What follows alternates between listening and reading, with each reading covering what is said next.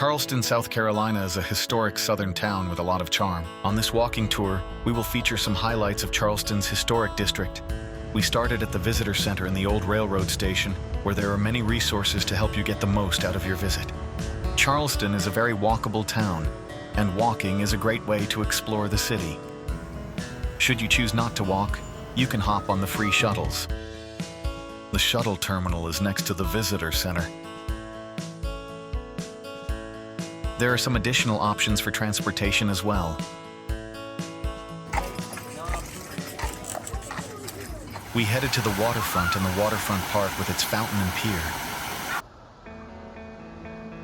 Charleston was established in 1670 and became a major port and economic center. It was one of the wealthiest cities in the early American colonies.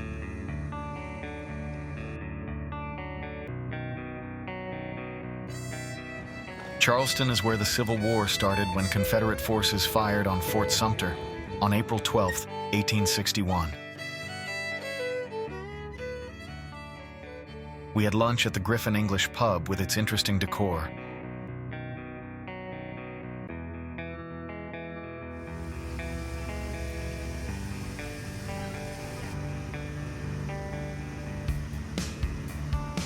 Charleston at night takes on an entirely different character once the sun goes down.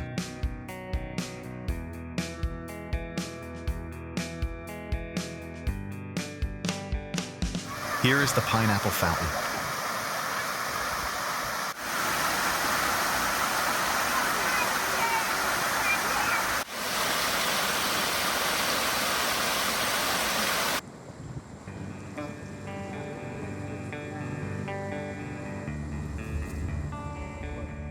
Continuing along the waterfront, you'll visit some of the beautiful historic antebellum homes and neighborhoods as you head down on Concord Street, East Bay Street, and Battery Street.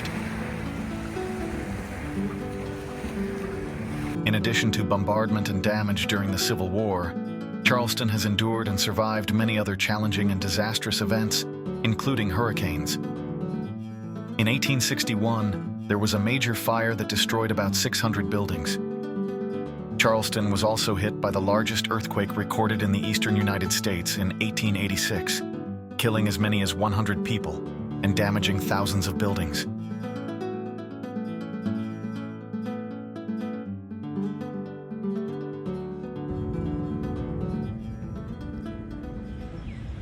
Battery Park and White Point Garden had been a defensive military installation, a site of Civil War battles and executions, including the hanging of the pirate Stede Bonnet and his crew. Although some cannons remain, this park is now a quiet and peaceful location, but is still considered one of the most haunted sites of Charleston. Head down on East Bay Street, and you will arrive at a block of colorful homes that are known as Rainbow Row.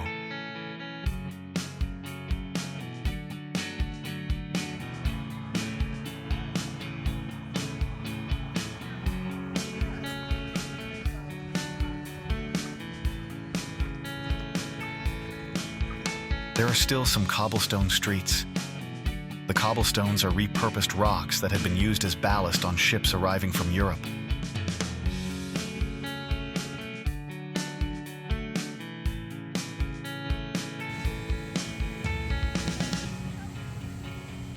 There are some extraordinary historical churches, including St. Matthew's, St. Michael's, and the Circular Congregation Church.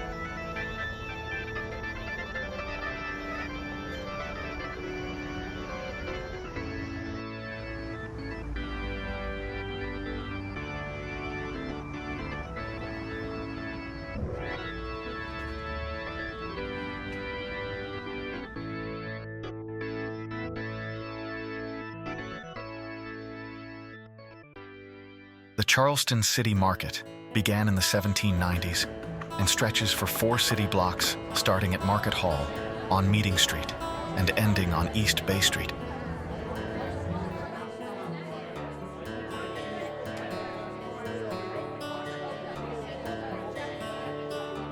Hyman Seafood Restaurant on Meeting Street has been a family business at this location for 134 years.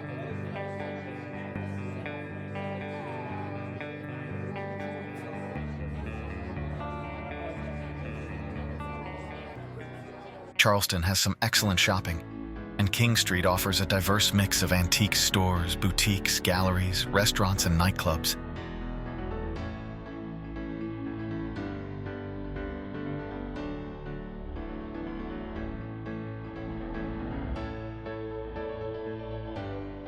The Charleston Place is a hotel which also has some nice shopping and dining available.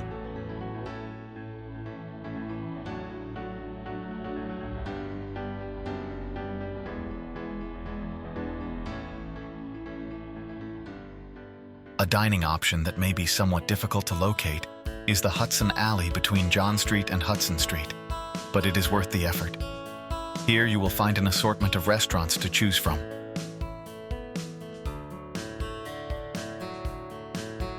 We had a good meal at Vincent Chicco's Italian restaurant. Charleston's smallest bar only has 4 bar stools inside with additional outdoor seating. We found our room at the Hampton Inn on Meeting Street to be a convenient central location right across from the Visitor Center and Marion Square.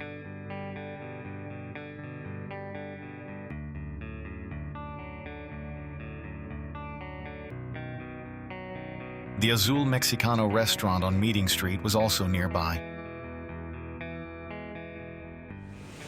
There are several beaches to enjoy within a short drive from town. We made a road trip out to Folly Beach, a barrier island in town where there are 6 miles of beachfront to enjoy along with shops and restaurants.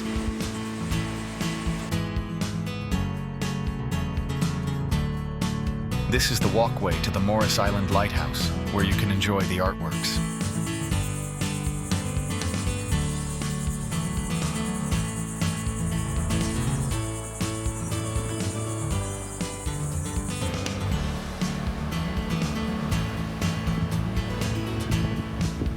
The Morris Island Lighthouse was completed in 1876 and is 161 feet tall.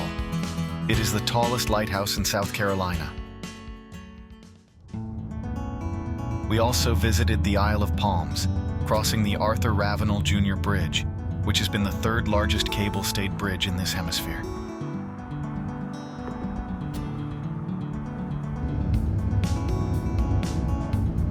The Isle of Palms is also a resort barrier island with 7 miles of beaches, dining, golfing, wildlife, and lodging, including Wild Dunes, which is a 1,600-acre resort with some nice amenities.